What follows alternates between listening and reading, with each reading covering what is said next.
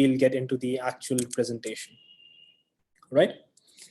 So we are going to discuss a typical day of an Agile coach. And I know that if you guys actually go and Google that, you'll get a number of articles, which will basically say what an Agile coach does on a daily basis or what an Agile coach will do over a week.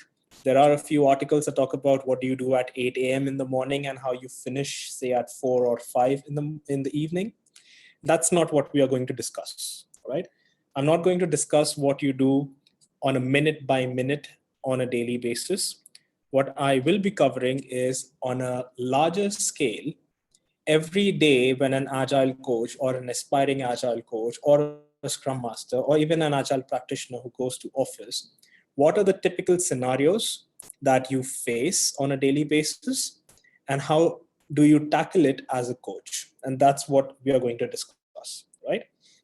Obviously, if you want to see a day or a minute by minute setup that you do, you can always derive it from this bigger picture, and you can always throw in your questions in the chat window and we'll come back to it after the webinar and we'll discuss it. But just to give you like a caveat that I'm not going to discuss a time-based step-by-step thing that you do. I'm just going to discuss about as an Agile coach, what do you have to look out on a daily basis, all right?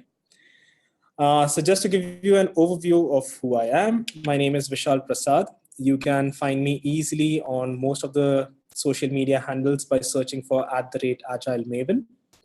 I am an Agile coach with Knowledge Hut, and I do a lot of different roles when it comes to software delivery, right? I am also an authorized trainer for IC Agile courses, and you can see my credentials at the bottom. The credentials at the bottom actually are just to say that I have done it. That really doesn't say that I am an expert in all of these fields, but I do add a little bit of credibility to my portfolio, all right? So for this particular webinar, we are equals when we are discussing this because I know most of you are going to be aspiring Agile coaches at some point of time, or you are already an Agile coach, and we'll see how we can have this webinar more of an interactive and a dialogue based. As I said, I'll see if the microphones can be enabled. What we'll be discussing today is how does your day usually begins? And I'll discuss about, as an Agile coach, what is the most important factor that you have to consider when you start your day before you go into your organization, your client's organization, or to your office. We'll discuss about the type of penguins that you will meet. And this term is, I have deliberately taken this from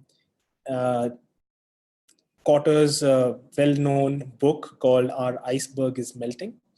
And if you get time, you can go on YouTube and you can see the video. It's a very nice video. Or you can get the book and you can read.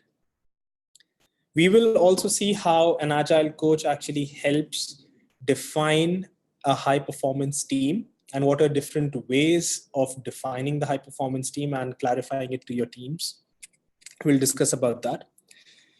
Now, although you have a role of an Agile coach, you have to play multiple roles as on your teams. You can be a teacher, a mentor, a coach, and we'll see in which situations you do what and why. And in the end, we'll discuss about preparing for your next steps. These will be the next steps for you as an Agile coach when you go out in your organizations. At the same time, next steps for everything that you're going to do with your teams and your team members. So this is broadly what we'll discuss in the next 25 to 30 minutes. And feel free to jot down as many questions as possible, and we'll come back to those questions and discuss that in detail. All right. So let's say what I mean by it doesn't necessarily begin with coffee. Now, all of us at some level are just humans, right? An Agile coach might be a superhero, but they are still humans. And because of that, there's a number of things that we carry in our head. We have our own parental pressures, we have our work pressures, we have pressures from the kid, we have a number of things that just circulate in our heads when we wake up in the morning, all right? A coffee can be something that helps you wake up and helps you get to work. But as an Agile coach, this is something where we have to go and take it a step further. What I mean by it doesn't necessarily begin with the coffee is how do you prepare yourself in the morning before you start an agile engagement? And not just from a technical perspective, but from a physical and a mental perspective, you need to be unbiased to everything that you're going to do at work.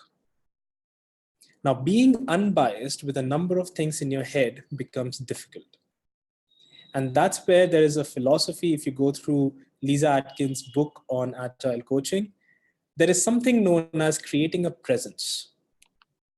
As an Agile coach, when you walk into a room with your team or with your organization or your client, your presence itself should create a persona of things that are going to be taught in an unbiased manner, or things that are going to be discussed in an unbiased manner.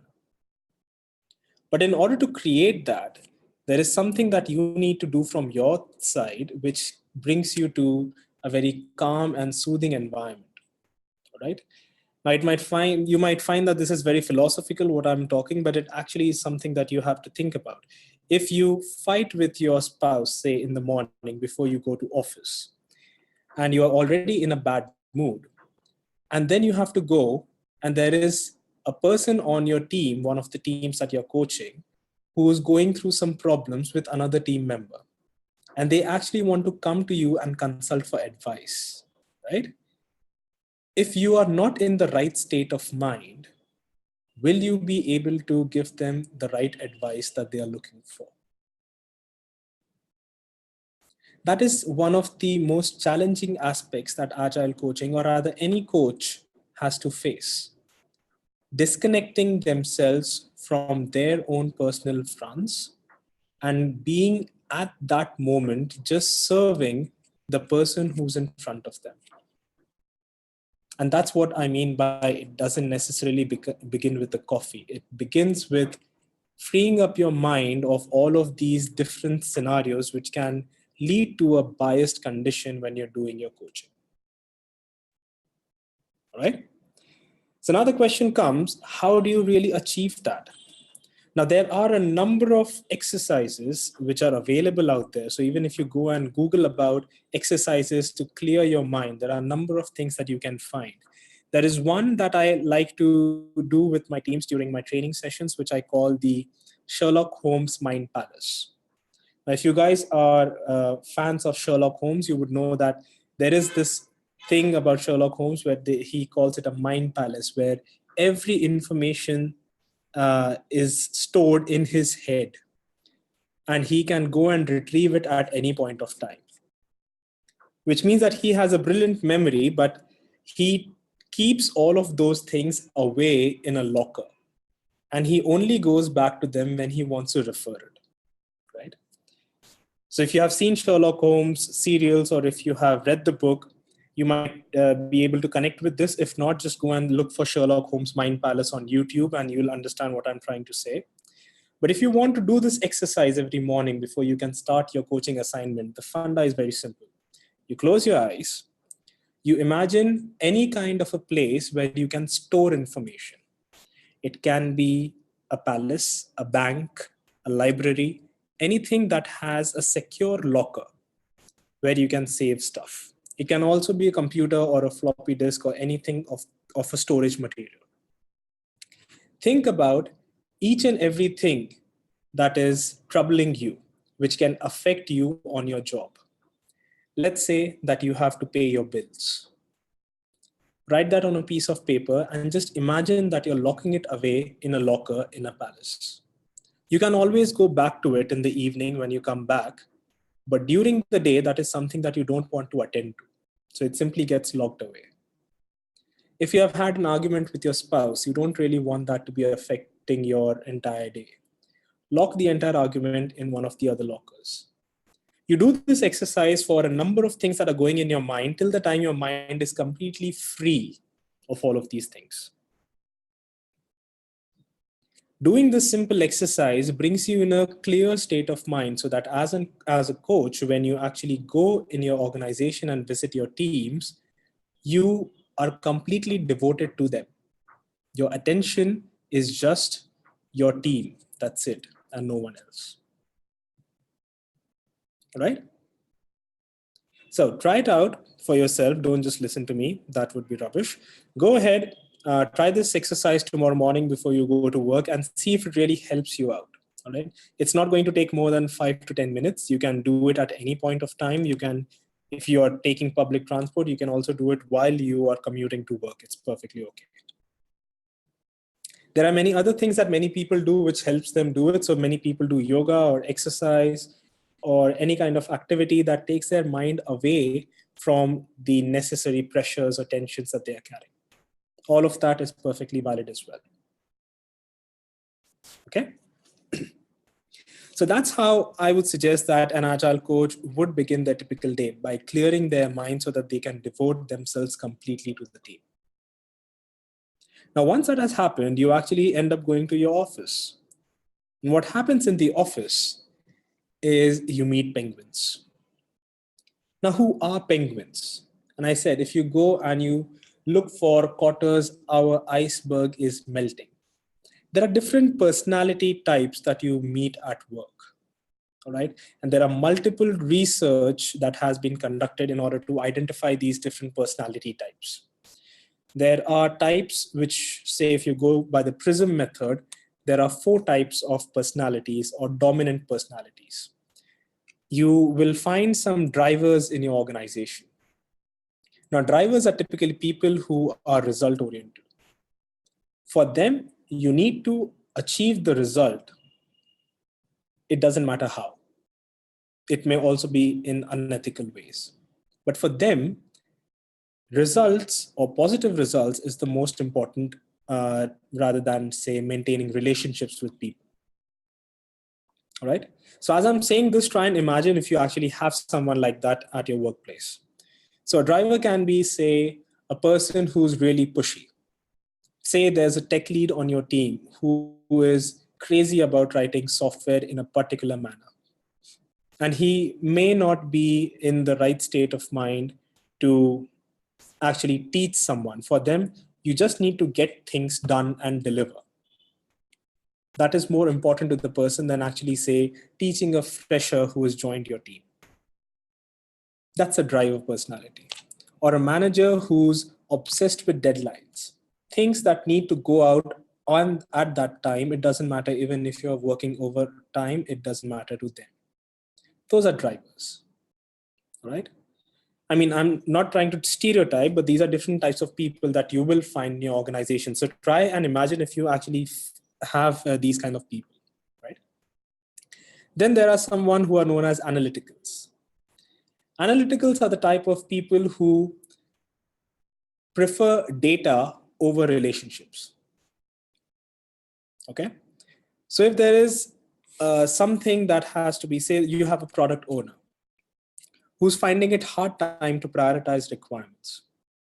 Possibly they find it hard to prioritize requirements because they are very data oriented. And if the data is very close to each other, if, say, there are 3 different types of selections that have to be made, and the difference between the selection is very little, they'll find it difficult to make decisions because the data will actually not give them the right numbers. They're very number oriented, right? The best profession that would be like for analysts would be, say, data analysts. They would be the best at this kind of job. So if you have an analytical personality, data analysts do the best at it. The third type of personality that you might encounter is an expressive. Expressives are very relationship oriented. They value relationships over the actual goal. So for them, even if the goal is not met, but the friendship with the person with whom they are working is improved, that's pretty much awesome for them. But expressives are also the people who shout more and do less. Okay, and I'm not saying this in a bad manner, but in case something fails, they would make a big deal out of it. As an example, at the same time, they are the best people to hang out with if you want to go around and party. Okay, you'll really enjoy your time with them. And then you find amiables. Now, amiable personality is someone who really values relationship. If, say, there is a situation where you can get a salary hike, but giving you a salary hike means you will lose out on your best friend. They would rather prefer the best friend over a salary hike. That's the kind of people who you have amiable. Amiables are people who will always go with the majority. If the majority says that you want to have South Indian food, and if the amiable wants to eat North Indian food, they would give up their decision just for maintaining the relationship with the friends who want to go out for South Indian food. So these are different types of people who you'll meet in your organizations. Now, this is just one type of classification. There are many other types of classifications that you get based on different research. But when you get these kind of people, coaching them is different. So if you meet a driver who's constantly pressurizing the team, say for delivery, you have to coach them in order to understand that a sustainable pace is more important than pushy delivery. You need to coach the driver in order to make them understand that saying no is as important as delivering things. So your coaching changes based on the personality types of your penguin. And analytical are slow decision makers. That might be difficult on projects which are very time critical. So you may want to coach the analyticals to try and understand why they do what they do and how they can benefit the team in a much better way. Amiables may be people who never speak up in meetings. You have to coach them to make them understand that they are the part of a team and they have their opinions matter and they have to speak up when it's necessary. Expressives talk more than necessary. You have to coach them to make them realize that possibly their actions may provide different kind of scenarios which can be problematic for the team. So your penguins actually affect your style of coaching.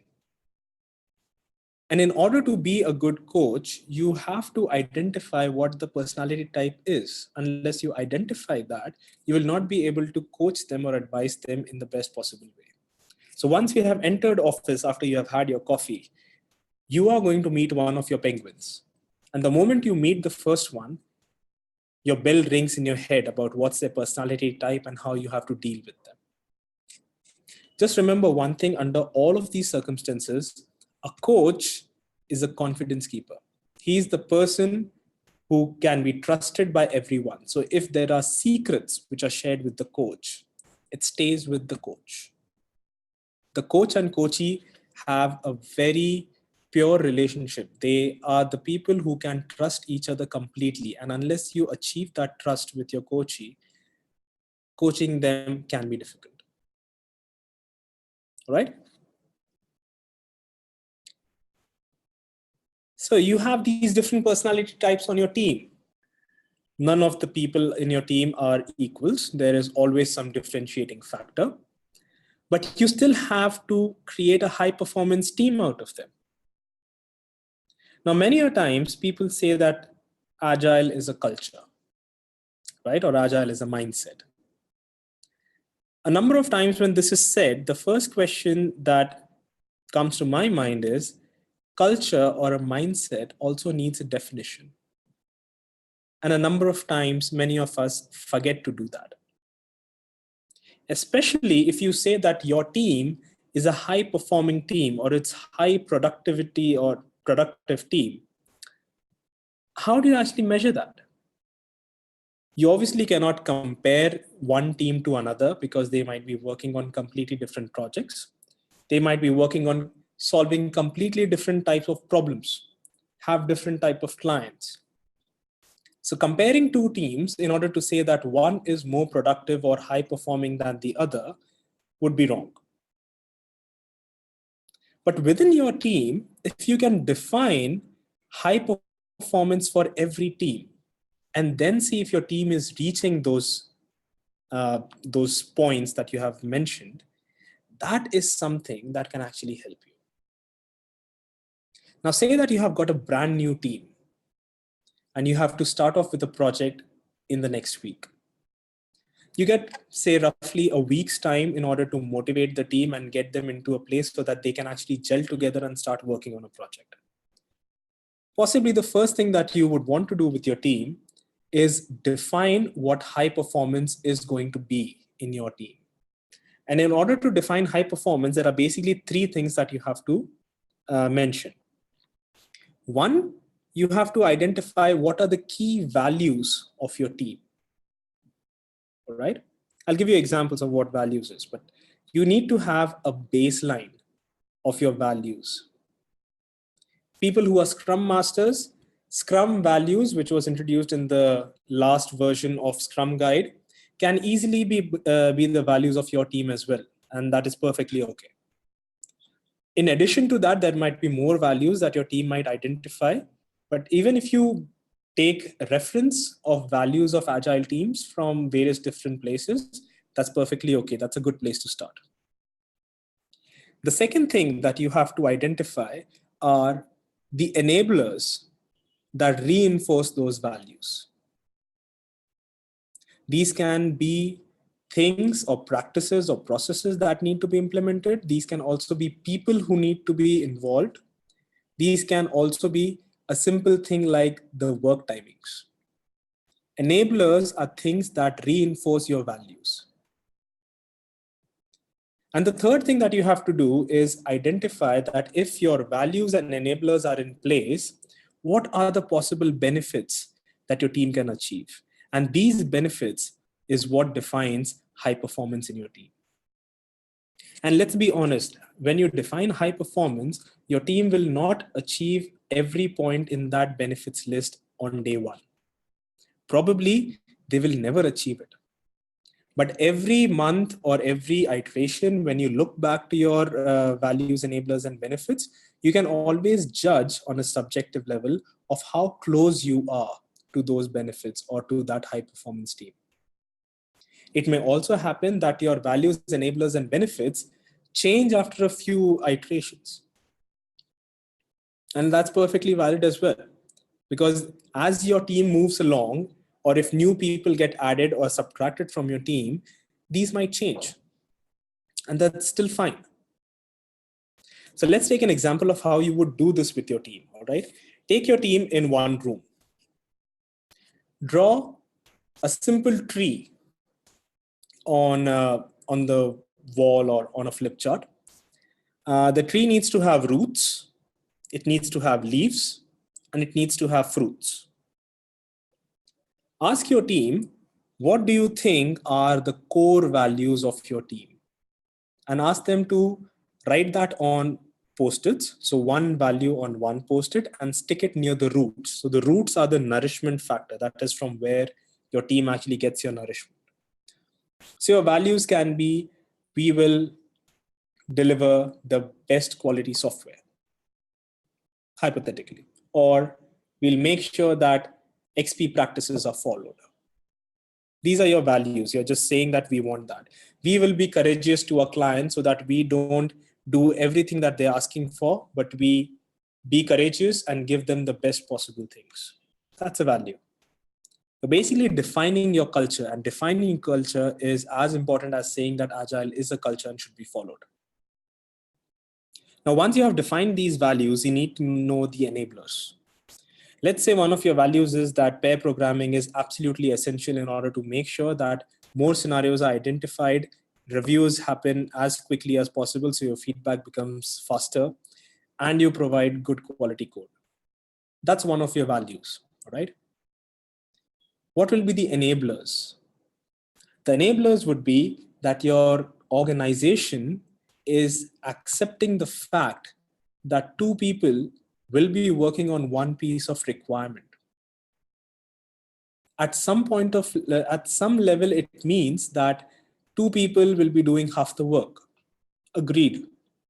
But you need to make your organizations see, and Scrum Masters, I know that extreme programming is a different thing, but every programming practice that you have with extreme programming or with other similar frameworks, these are things which are highly essential in order to deliver quality software, right? So you have to make these things visible to your organization. As a Scrum Master also, it's your job, even in the Scrum Guide, it mentions that you have to be a Scrum coach to your organization. An agile coach is not just to a team, it's to everyone who interacts with the team, which includes the organization. So what will be enablers? One, the enabler would be that your organization completely understands that this is absolutely essential for your quality. And two, your customers need to be educated about these practices so that they understand the value that they get out of these practices. If you do these two things, these are the enablers that will help reinforce your value of pair programming, which gives you high quality code. All right. So those become your enablers. Again, you have to identify the enablers, write it on post-it, and the enablers goes on the leaves. So the leaves are the ones that actually absorb the energy from the sun and then nourish the entire tree.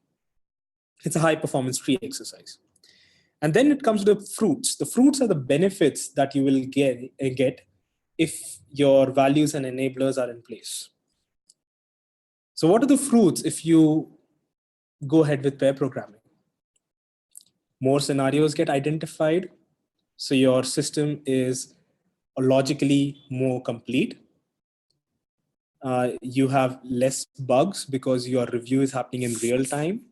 The feedback is faster because you have two people who are looking at what happens. You have two minds working on the same problem, so it can be tackled much faster. So these are a number of benefits that just come from one value that says we'll follow pair programming practices. That's it. Now, once you have done this high performance tree exercise, let's say during retrospectives, you go back to your high performance tree, which should be pasted somewhere near your team all the time. Every retrospective, you see, is the team following the values? If yes, that's good. If not, why so? Are the enablers in place? Have you faced any challenges with the enablers? Are you actually reaping the benefits? Because it may happen that some values and some enablers, you keep on doing it again and again, but you don't see any benefits. That's the time when you should go ahead and change it. As long as your values are being reinforced, your enablers are in place, and your benefits are visible, then you can say that your team is actually a high-performing team. It's just your team. It's not a comparison with other teams. It's your team. All right? Now, once you have a high-performing team, you still need to understand that not everyone in your team is the same. There might be a few freshers in your team which don't even know what agile software development is. There might be a few pros who have been in this business for quite some time and they know everything. And then there might be many people who are in the middle. A few of them may be cynical towards agile because they might be thinking it's just another thing that we do unnecessarily, maybe. And there might be a few people who are actually evangelists of agile. They might be the people who are actually making or encouraging your team to identify new practices in agile software delivery and actually embrace it and go ahead with it. Now, for each of these individuals, they basically are at one of the three levels. They are either at the shoe level, so this is the Shuhari model. The shoe level is the basic level or the novice level, where you're just starting with the things. You don't actually need anything. You don't know anything. Or you can have people at the Ha level, which is the intermediate level. They know enough, but they need to improve. And then you have people at the Re level, which are pros in their fields. And you actually don't need to teach them anything, but they will always come and consult with you. Now, when you're doing one-on-one coaching with these people, which will happen on a daily basis, basically, you will have to treat them or treat their level accordingly so that you can do the right thing that is supposed to be done. If someone is at a basic level, at a shoe level, you would first want to teach them what agile software delivery is all about. Say if there's a person who does not understand or does not know what is test-driven development, they are at the basic stage of TDD. You first need to teach them test-driven development. Now, it may also happen that there are people in your team who know test-driven development and they can do it as well. But let's say if you're responsible for doing it, then you're basically teaching that individual. So that individual is at a shoe level and you need to be a teacher at that point of time. Now let's say that there is someone who's been doing test-driven development for quite some time. But every now and then they do not pair program when they are doing test-driven development. Now that is an intermediate level for you, and that person is at a higher level. That's a place where coaching is absolutely important. You can have a coaching conversation with that person and you can ask them the reason why they perform their practices as it is needed. TDD is something that they do all the time, but why don't they pair? And you may know that maybe the person is a driver. And if the person is a driver and the person who they are going to pair up with is a fresher, they'll actually feel that the fresher is holding them back. Because achieving goal is more important for them than managing relationships. You have to coach them and make them understand the value that the other person will deliver if this person who is not pairing can help them. Maybe the fresher will not deliver value today, but in a month, they might actually start delivering more value than what they're delivering today. And unless you have people in your team who are enabling the new joiners, this will not happen. So an intermediate stage is where you actually act as a coach. Now, let's say someone who's excellent in agile delivery. They know the ins and outs of extreme programming. Do they need a coach? Maybe not. Let's say that this expert has gone to a client location and he has just seen the various different ways how the CI/CD pipeline has been set up for this person. And they understand that the client does not have the best possible cases, which will be the best possible setup for, say, CI/CD. Now, there are constraints on the client side, and we actually cannot do the best possible setup for them. But a setup has to be done, which is better than what they have currently. You might have the expert who comes back to the coach for consulting. They might be looking for advice from the coach. They will provide them their own scenarios that this is the scenario that the client is facing. They will give their alternatives to the coach. And they will ask the coach, what do you prefer? I think that I should be doing it with alternative A. But if you think that B has more benefits, maybe I would like to know about it. So for experts, coaches are basically advisors or consultants. So although you're an agile coach at different levels with different individuals, you will act differently. And there's something known as reaching and modeling. That is something that you'll have to do. Reaching is basically reaching out to the people, trying to understand their mindset, try to understand where they are and what they do, and coach them. And modeling is actually to create an environment which suits that particular person in order to fit in the best possible practice. So these are two things that you have to do, reaching and modeling. These are slightly wider topics, so we may have to discuss it in detail later, or you can ping me or mail me and we can have a short Skype call if you want to discuss it further. But at different levels with different individuals, you'll end up doing different things. Now let's see what we have done so far. So in the morning before you came to office, you freed up your mind so that you are only present for unbiased discussions with your team. You met different types of personalities when you came to office and you understood their personality and you coached them based on their personality so that it benefits your team the best. You created a team out of these different personalities and you did a high performance tree exercise. And the high performance tree exercise provided the values, the enablers, and benefits that your team can actually create. Then you identified the different individuals in your team who may not be enabling your values in order to reach the benefits. So you taught them as a teacher, you coached them, you mentored them, you advised them, you consulted with them, and you created your entire persona of these multiple roles that you can play as a coach. Finally, you have to think of the next steps. This is forward thinking. You might have been a coach of an organization or of a team for weeks or months. And every single day, what you have to do is chalk out a plan for an individual, for a team, and for the organization. You always have to think where your individual stands today and where you want to see them tomorrow, where your organization stands today, where you want to see them tomorrow, where your development team stands today, and where you want to see them tomorrow. And you have to chalk out a plan that works for them. This is a plan that you should always go and speak with the particular individual or organization or management.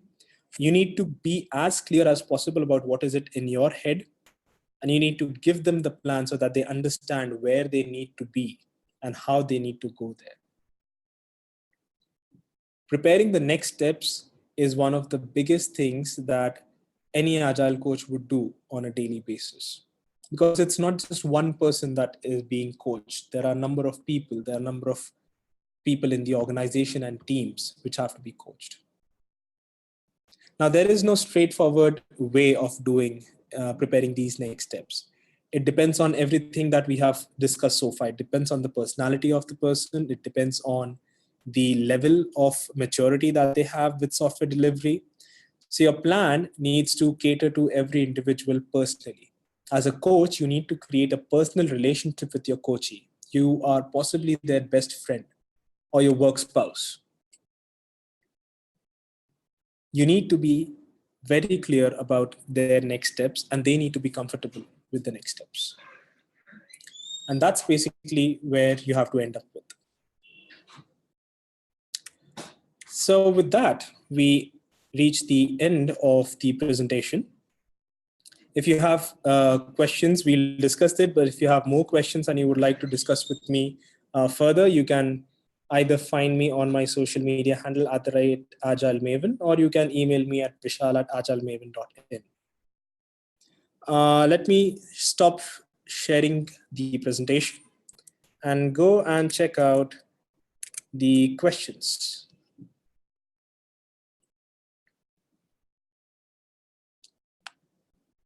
So there's one question, and feel free to add questions to the Q&A, or you can add it to the chat, and I can go ahead, read it, and then I can answer it.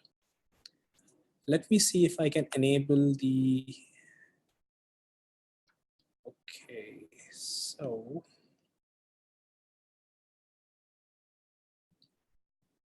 Can someone ping me on chat? Would it make sense if I open it for a discussion so that people can talk here?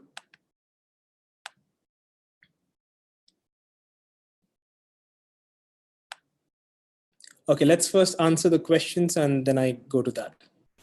So Atharesh asked, many times Scrum teams are so engrossed in their sprint delivery, which is fast-paced and keeps them on their toes.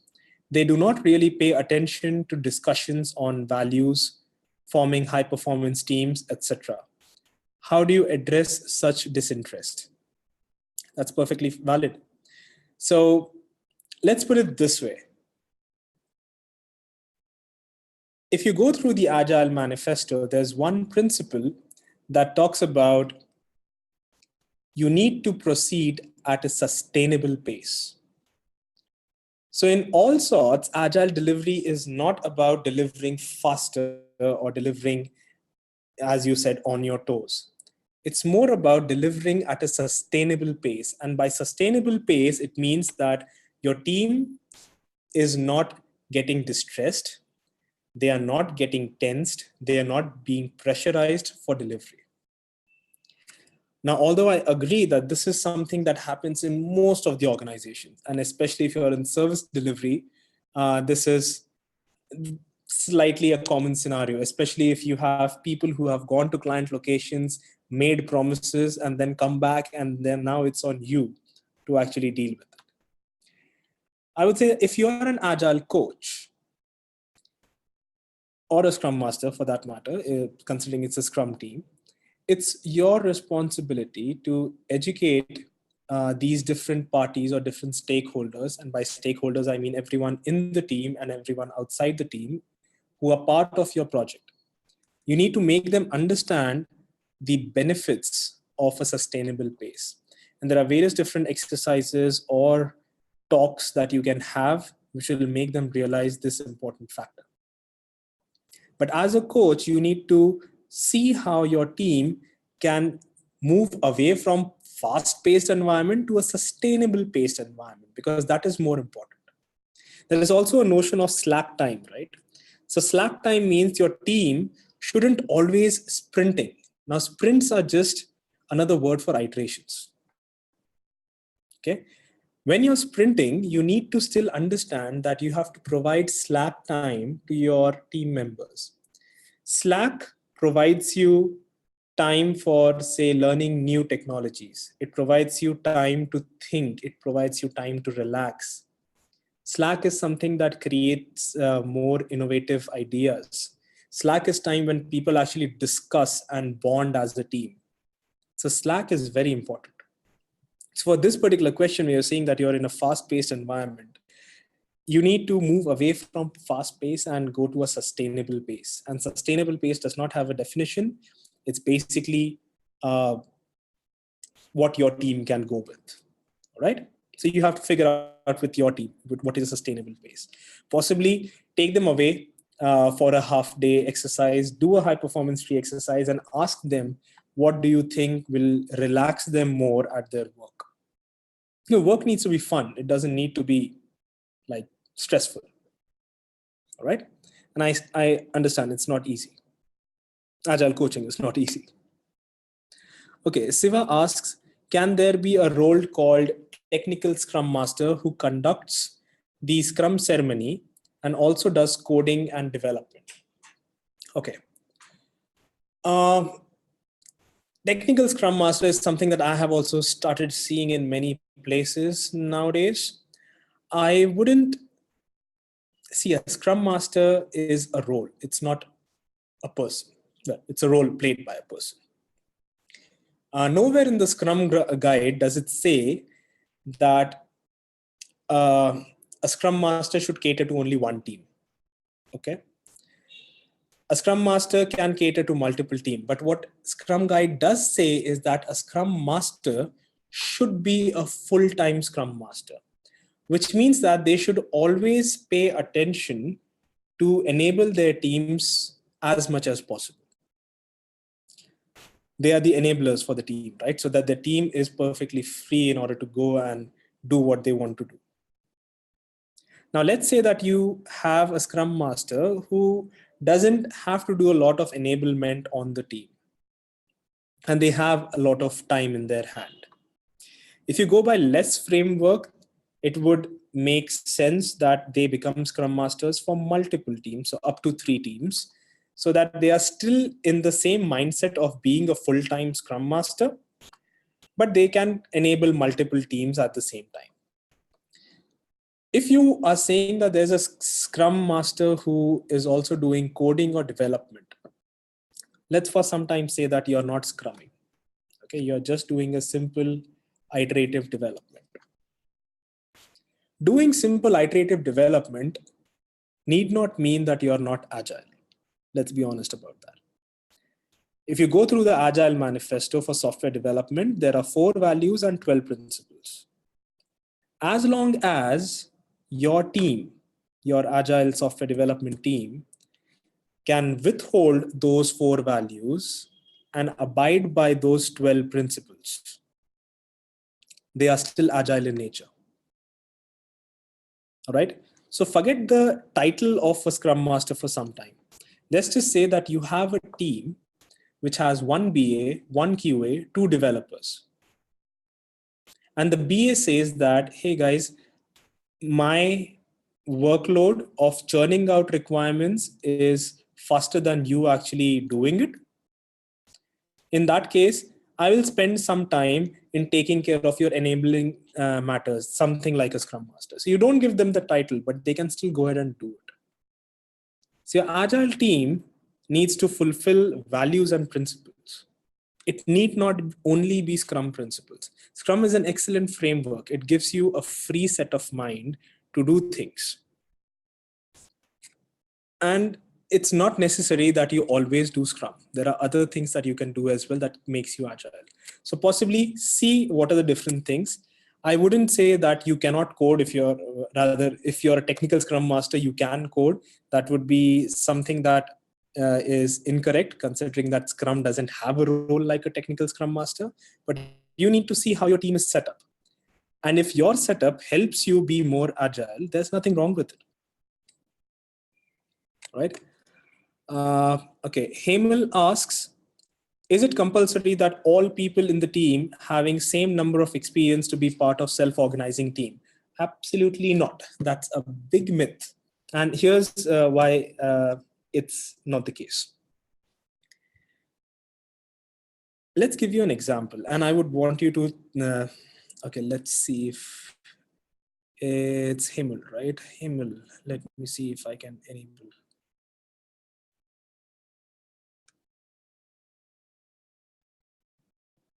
Hemal, can you speak? I have started so you can unmute yourself and talk if you want. Hello. Hey, Hemal. Hi. Hi. Can you hear me? Yes, absolutely. Yeah. So that was, one of the Yes. issue which we are facing since, we have started implementing the agile. That, due to the fact that we have like 4 teams, and I'm working as a scrum master for all of 4 teams. But this is one of the concerning area wherein, people having different number of experience. So there is hierarchy exist, and, people are not self-organized. So, I would like to know more about how we can resolve those things. All right. So let's try and understand the fundamental of self-organizing team. Okay. Yeah.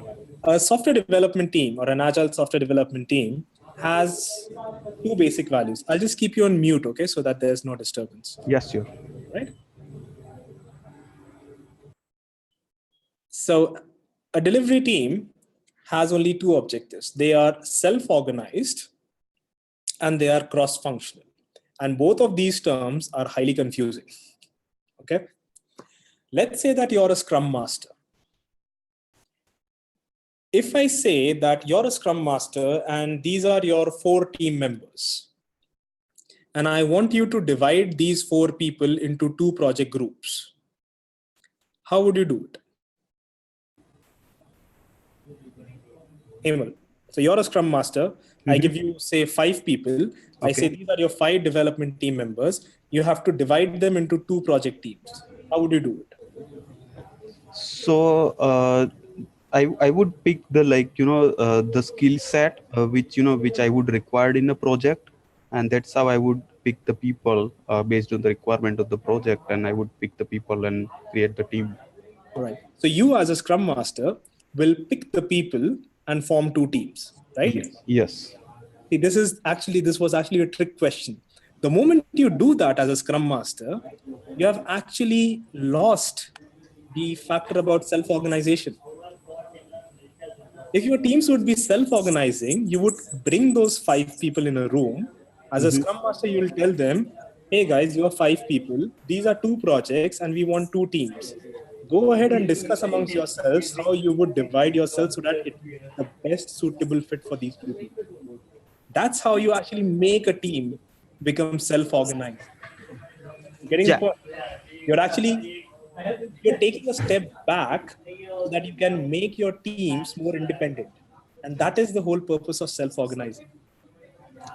Now, Agree. say that if you have these 5 people who have different years of experience, and you have these 2 projects where you have to divide them, right?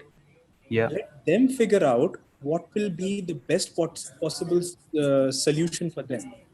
If they feel that 1 lead and 2 juniors in one team and 2 seniors in another team make a perfect fit, that's your team's decision. And that is basically self-organization.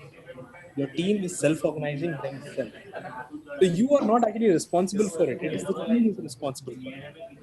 Yeah. So when it comes to this about having similar number of experience, absolutely not. If that would be the case, then you would have had all people above 60 who are in one team and coding. Yeah, The yeah, whole point about having self-organizing team is so that you can help each other to grow at the same time.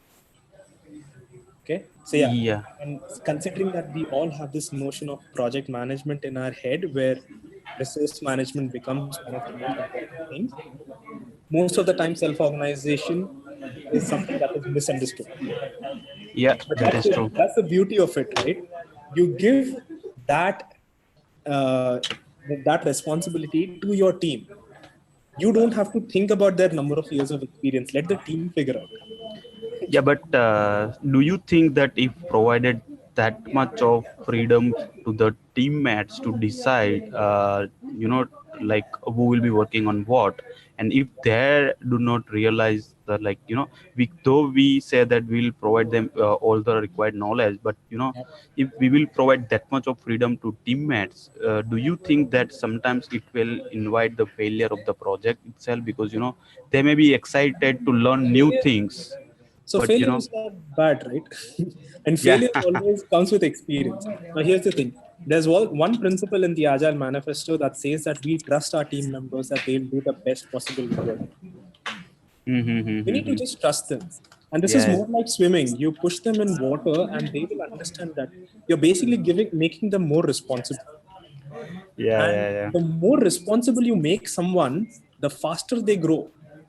I agree. Yeah, So I yeah, agree. I mean, I still understand it is difficult to do, Yeah, but try doing it. Even if you try doing it in smaller pieces, possibly it'll work out someday. yeah, All right? yeah, yeah. Got it. Cool, man. Thanks. Thank. Yep. Okay. Next question. We have one over here. The same one about technical Scrum Master. I hope that was answered. Is there any valuable certification where I can get max knowledge about Scrum and Agile? So there are a number of certifications that you can do. To be honest, certification, and I am a certified trainer, I can also provide certifications, but certifications just mean that you have attended a training. Okay, that does not mean that you are an expert in that area. So instead of looking at certifications, there are a number of trainings which are available, which may or may not be certification courses. I would encourage that you go and see which is the most available in your area. So there are a number of Scrum courses that are provided by Scrum Alliance or scrum.org. You have Agile courses being provided by IC Agile. You can speak with Shabaz at Knowledge Hut for more details about these certifications. But at the same time, you can go on, say, meetup.com, and you can see if there are any meetups which are happening around you, which provide you more information about Agile delivery or Scrum delivery. You can also go on certain organizations conduct geek nights, or they conduct various, you can say, webinars like these that you can attend. So a lot of it is something that is out there from a knowledge perspective. It need not all be certification courses, and it's your choice how you want to deal with it. So you can go with certification courses or you can go with non-certification courses, but in any of the scenarios, for practical implementation, it is the knowledge and experience that's more important. All right. And one with Aisha, she asked, is it necessary that only a business analyst should become a Scrum Master? Absolutely not. A Scrum Master has their own set of roles and responsibilities. Any person can become a Scrum Master as long as they can fulfill those responsibilities. Okay, and I'm an advocate of cross-functional teams and cross-functional individuals also at some level. So say if you have been a QA for a very long time, if you want to become a BA, as long as you can understand the concepts and the knowledge of business analysis, and then you can perform those responsibilities, you can become one. If you are a developer who wants to become, say, an architect, if you are a programmer who wants to become a QA who wants to become project manager, everything is possible as long as you as an individual can perform those roles and responsibilities. Don't push yourself to play these roles just because it gives you an edge in your career. It is very important that you make sure that the job that you're doing it well. And that is what gives you job satisfaction. That's just my opinion. If you feel otherwise, that's perfectly okay. Right? Okay, that's all of the questions that we had. If you have more questions, feel free to reach out to me at my social media handles, or you can email me at vishal@agilemaven.in. You can also connect with me on LinkedIn, Twitter, Facebook, Google Plus, anywhere you want. Just search for Agile Maven. All right. It was really nice talking to you, and thank you all for attending this webinar. I hope you got some valuable information and you found it good. And I'll see you soon with a new topic, say in a few weeks. Thank you, everyone.